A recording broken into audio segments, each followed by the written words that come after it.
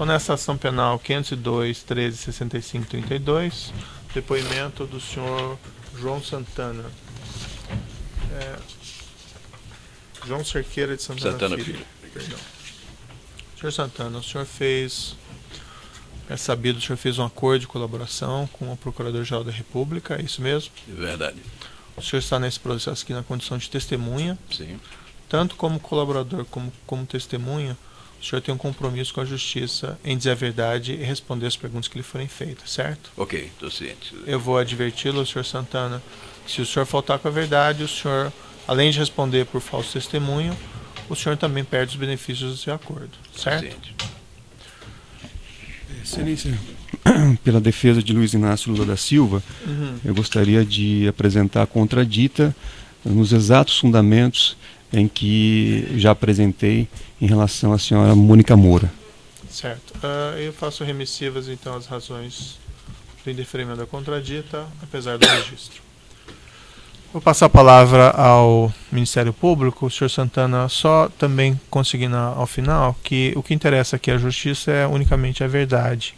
Então o senhor não deve exagerar nada, nem excluir nada e nem falar coisas que o senhor não tem conhecimento, certo? Ok. Então passo ao Ministério Público. Excelência, só uma questão de ordem.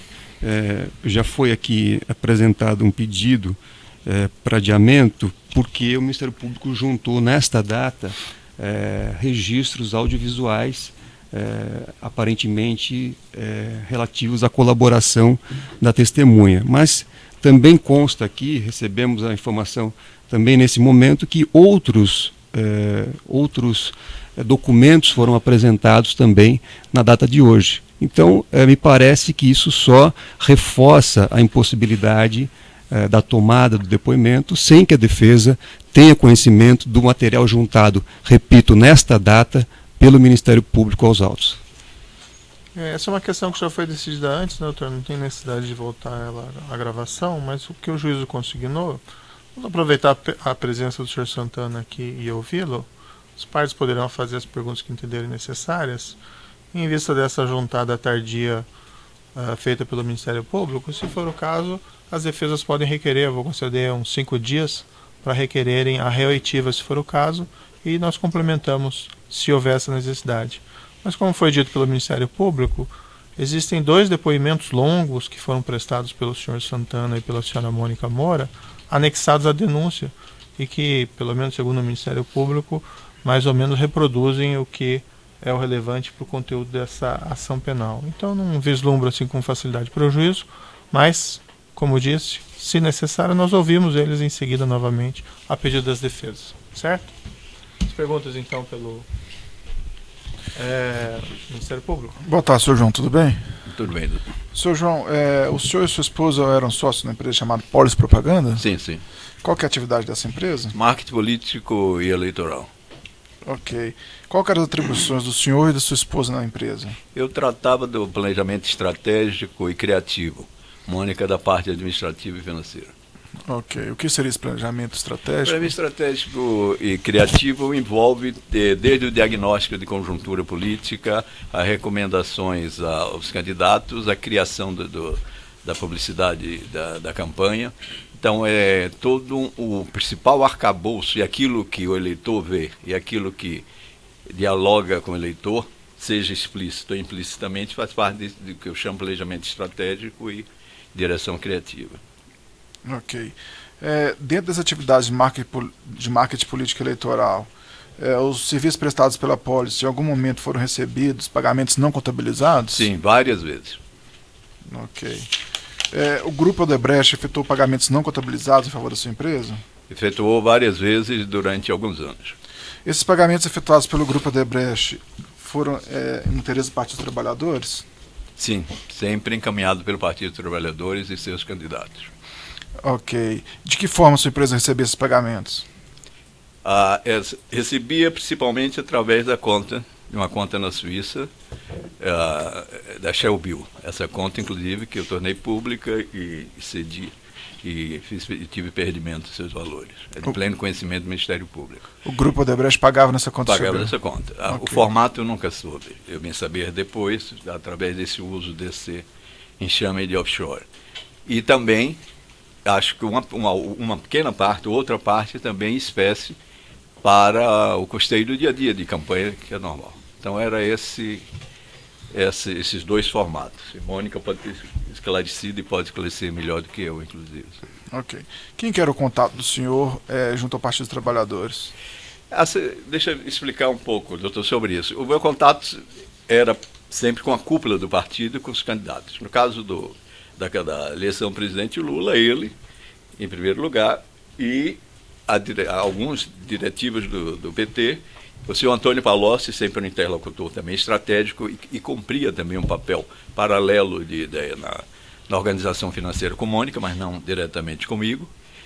Os presidentes do partido, na época do presidente Lula, era o deputado Verzuini, depois foi o Rui Falcão, e lideranças mais expressivas. Mas como era o meu trabalho era um trabalho extremamente sensível, então resumia-se praticamente ao comando pleno da campanha e um diálogo muito permanente com o candidato.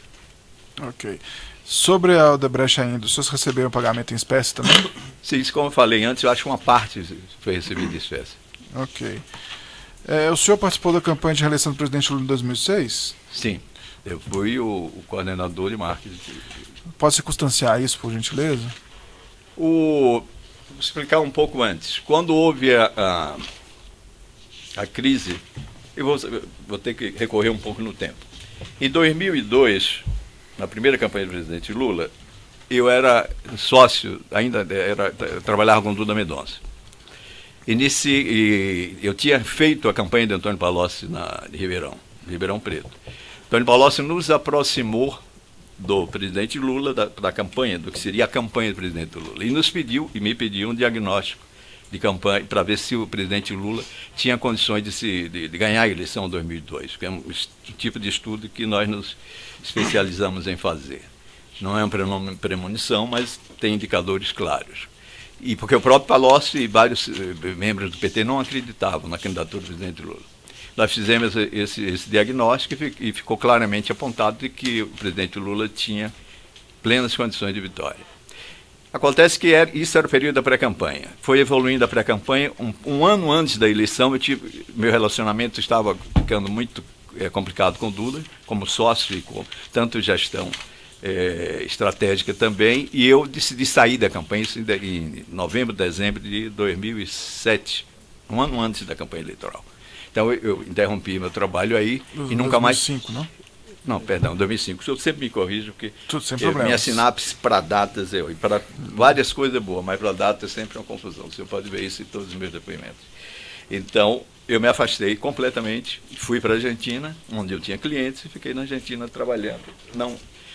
Ganhou-se as eleições, veio o primeiro ano do governo do presidente Lula, não pleiteei nenhum tipo de trabalho, etc. Em agosto, eu recebo, quando tem a crise, o ápice da crise do Mensalão, e depois do depoimento do Duda Mendonça na CPI, eu recebo um telefonema, acho que era tipo 20 de agosto, isso é 2007, né? 2005, não, isso aí já é na época do Mensalão do ápice, eu acho que é 2007.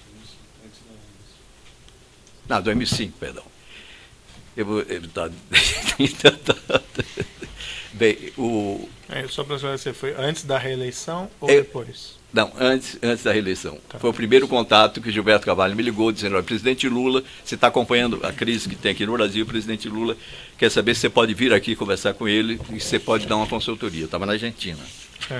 Então eu vi, e no dia 24 de agosto eu cheguei a Brasília, tive um contato com o presidente Lula, e aí ficou-se estabelecido que eu ficaria fazendo uma consultoria do que seria a crise, para ver se conseguiria se viabilizaria, não o meu trabalho, mas se a conjuntura permitiria e viabilizaria a reeleição do presidente Lula.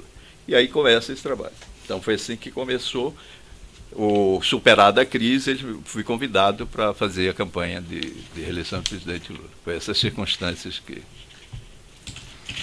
E nessa campanha já houve pagamentos da Odebrecht? Sim.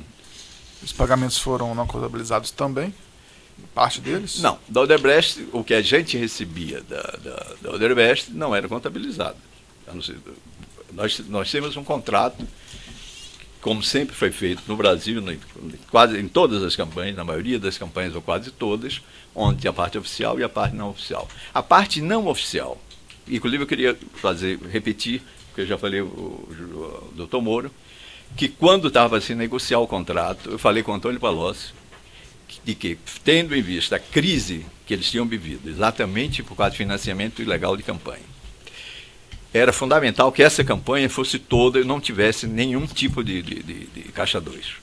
Ele concordou na primeira conversa, da forma de Palocci diplomática e jeitoso de ser, e no decorrer foi a pouco sentou com Mônica, mas aí já começou a dizer que teria dificuldade, teria dificuldade de se cumprir tudo oficialmente. Então, 2 meses depois, ele conversa comigo e me pergunta, olha, é impossível cumprir, isso já estava durante a campanha, salvo engano.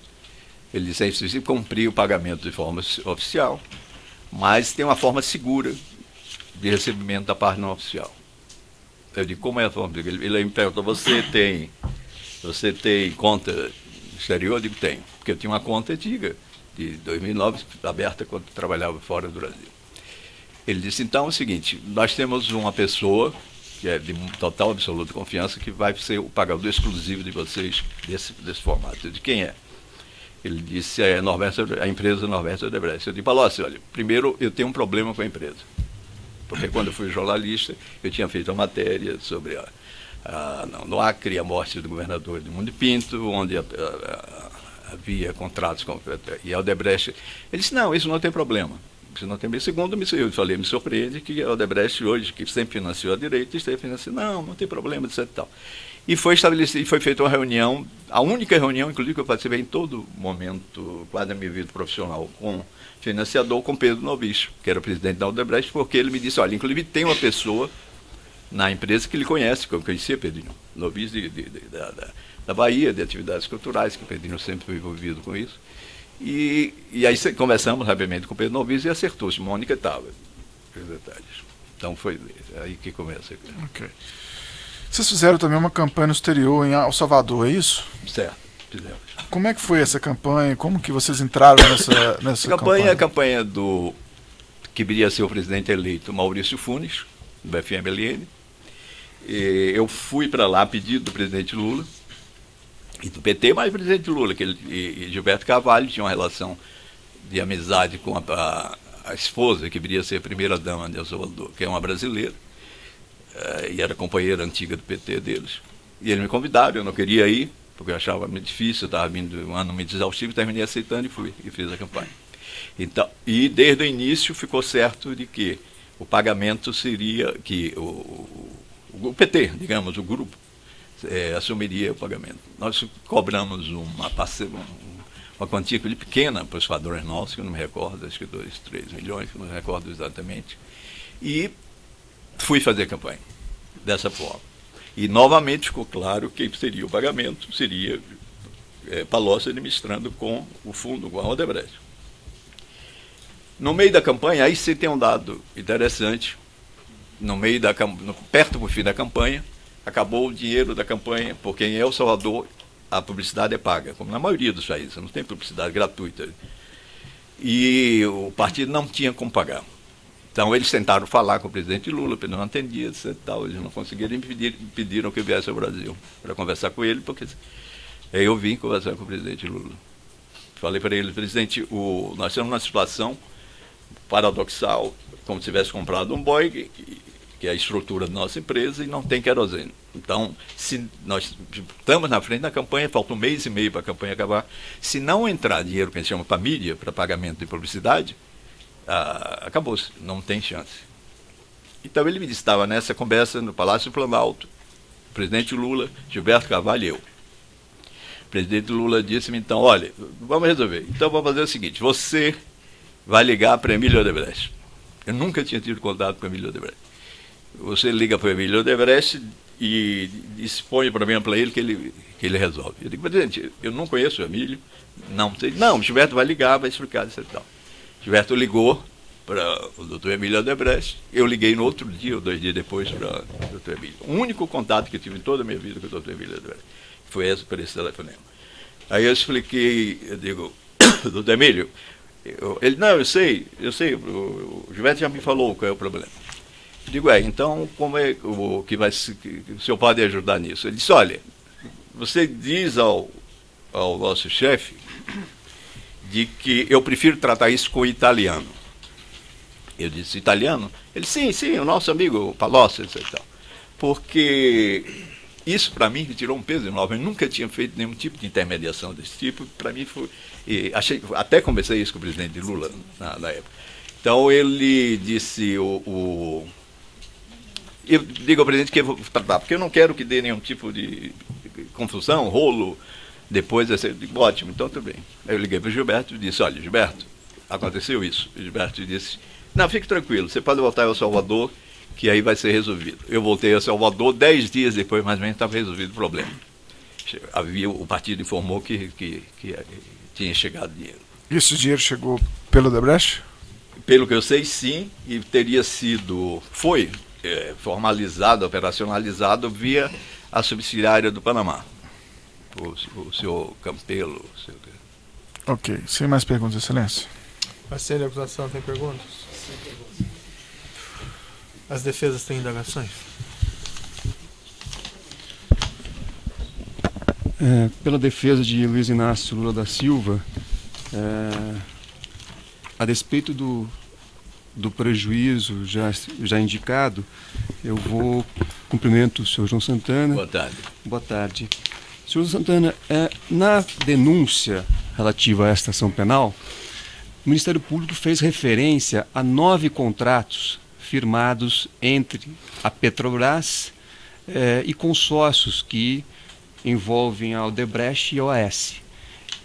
Eu queria saber se o senhor teve alguma participação, se o senhor conhece esses contratos. Nunca tive conhecimento, inclusive sobre a questão Petrobras, eu só vim ter conhecimento desse tipo de conexões através da Lava Jato. Eu nunca soube a origem do dinheiro do Caixa 2. Então, muito menos especificamente se via desses contratos da Petrobras, nesse aspecto, não. O senhor nunca teve conhecimento? No mínimo conhecimento. Certo. E nunca foi dito para o senhor? Não, jamais. Estabelecida nenhuma relação entre esses contratos não, e jamais. Qualquer remuneração que o senhor tenha recebido? Não, jamais. Inclusive, eu acho que não seria nem pertinente pelo tipo de relação que eu pessoalmente tinha com a cúpula do partido, o candidato. Eu só tratava de questões políticas com ele. Certo. Mas só para reforçar, o senhor jamais foi apresentado ao senhor nenhuma relação desses contratos com a remuneração que o senhor recebeu pelas campanhas? Era um dinheiro que veio da Odebrecht. A minha pena era da Odebrecht. Como se fosse uma ajuda de campanha, uma ajuda política da Odebrecht. Certo.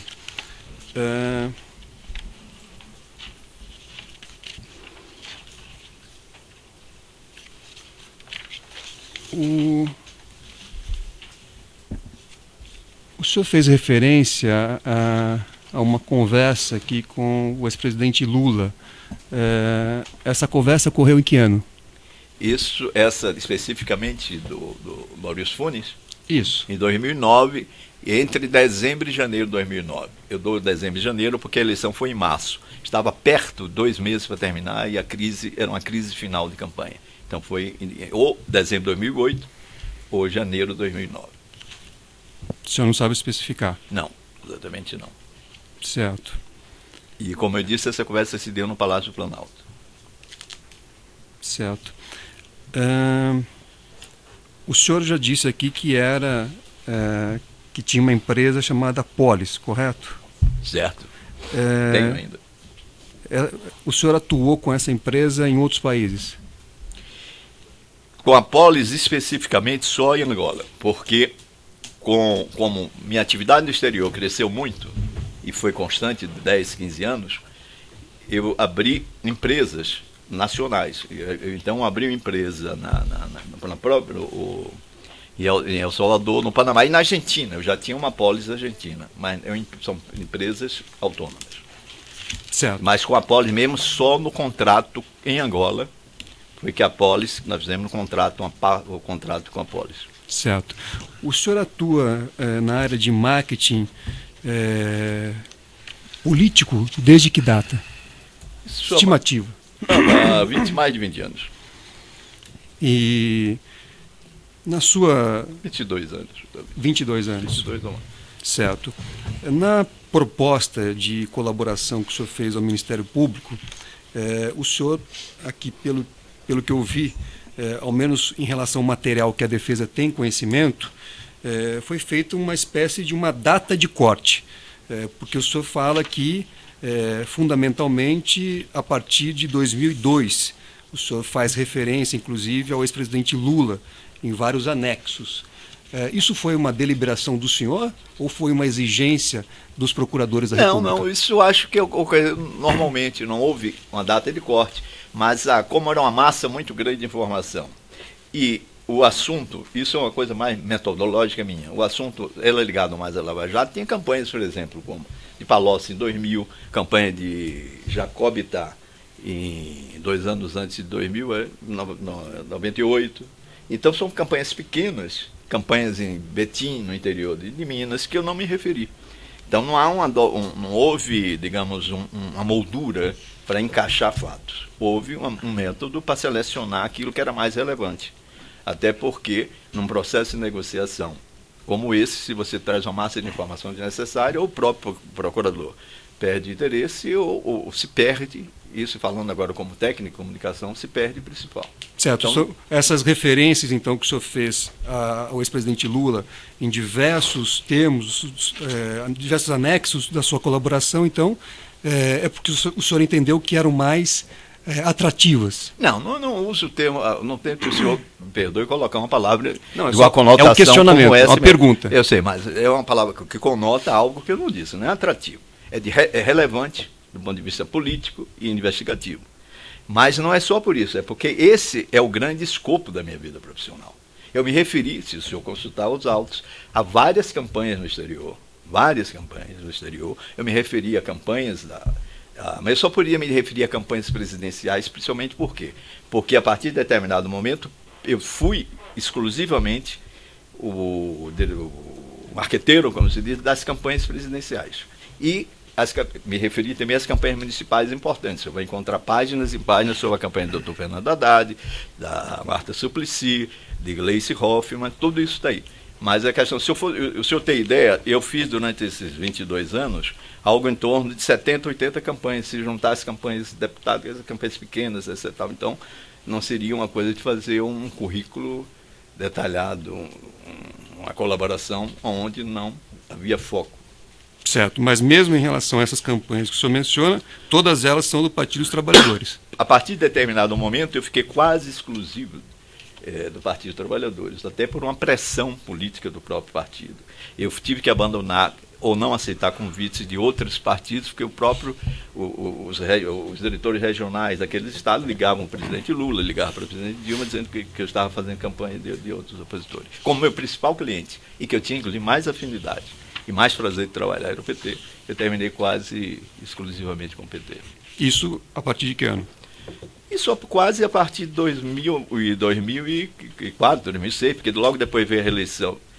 Depois da reeleição, só para facilitar e ficar mais substantivo o meu relato, eu fiz a campanha em 2006, depois em 2008 fiz Marta Suplicy e Gleice Hoffmann, em seguida já fiz a reeleição, a primeira campanha da presidente Dilma, depois, então, esse encadeamento. E depois vai a segunda campanha da presidente Dilma. Certo.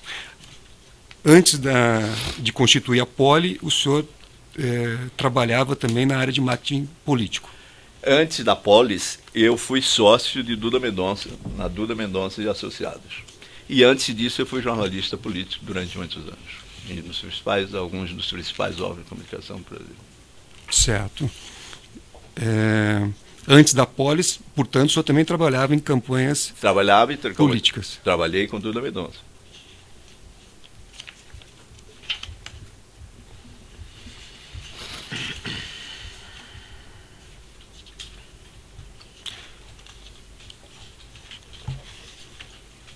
O senhor conheceu o advogado Rodrigo Tacla Duran?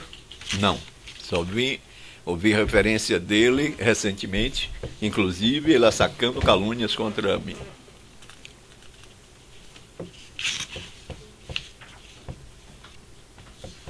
senhor pode dizer qual que seria a calúnia? Ele se referiu, e depois, numa entrevista a um jornal, e depois ele próprio, no depoimento que deu na CPI, fugiu desse tema, de que eu teria um offshore na Bermudas, não, nenhum país do central, e que ali teria sido feito num depósito. É mentira.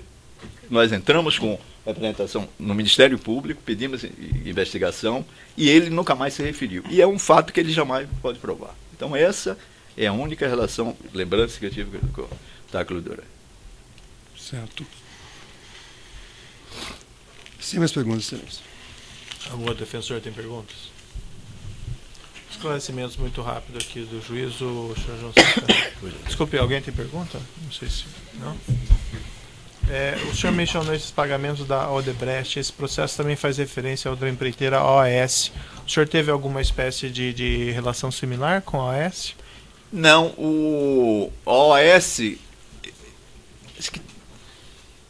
de campanha não. Isso, acho que campanha. não. Acho que pré-campanha teve alguma coisa relacionada a um pequeno programa relacionado, e que Mônica citou, inclusive, na colaboração dela, de pré-campanha do senador Liberato Cardoso. E parece que pagaram por um programa, um filme, uma coisa não... Nada relacionado à campanha presidencial do ex-presidente. Não, campanha presidencial de forma alguma. Eu nunca tive nenhum contato. Durante a campanha presidencial, ficou quase um pagamento exclusivo, doutor Moro, da Odebrecht conosco. Isso, inclusive, que era uma razão que era explicada para mim como uma razão de segurança. E pelo grau de confidencialidade, etc, etc. Então, quando ficou uma dívida, foi que entrou um pagamento de uma outra empresa. O senhor mencionou esses pagamentos de Caixa 2 na campanha presidencial de 2006, do ex-presidente. Eram valores substanciais, esses valores de Caixa 2, ou eram valores pequenos? Não, eram substanciais. Eu acho que, eu não sei de memória para dizer agora, a Mônica talvez tenha se referido, mas acho que era algo em torno de 20-30% do preço oficial da campanha. Nós estamos falando em cifras de milhões de reais ou milhares de reais? Não, milhões de reais. O senhor mencionou que o senhor teve essa conversa com o senhor Antônio Palocci, de que teria que então pagar parte no Caixa 2, isso apesar do senhor ter externado preocupações disso anteriormente.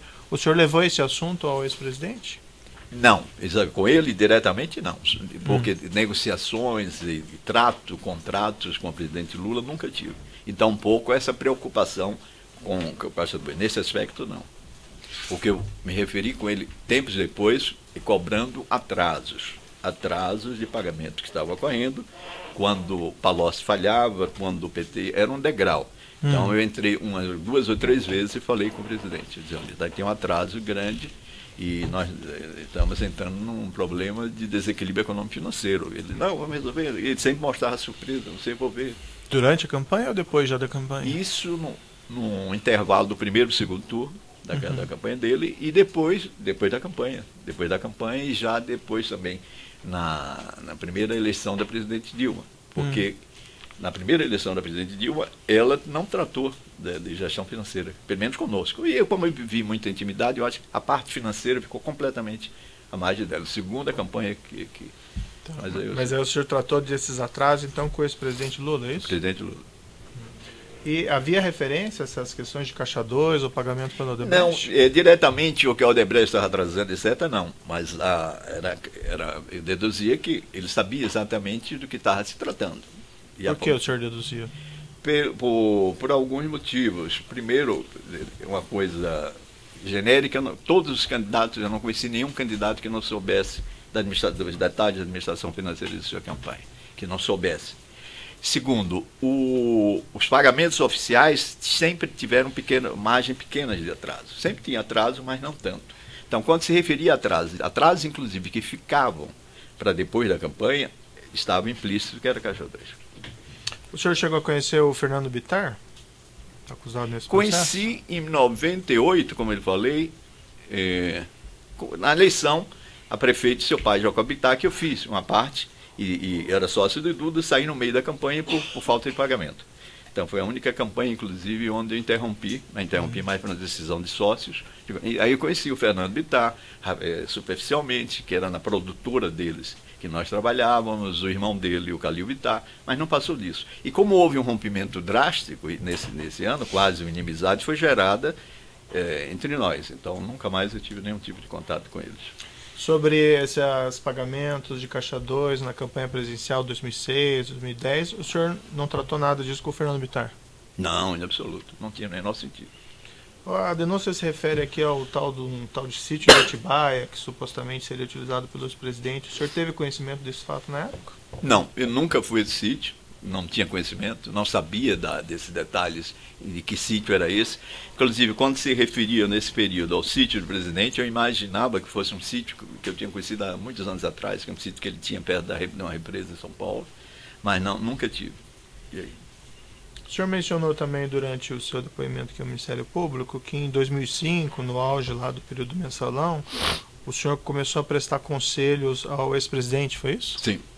A partir de agosto de 2007. O senhor prestou... 2005, perdão. O senhor prestou algum conselho relativo ao mensalão?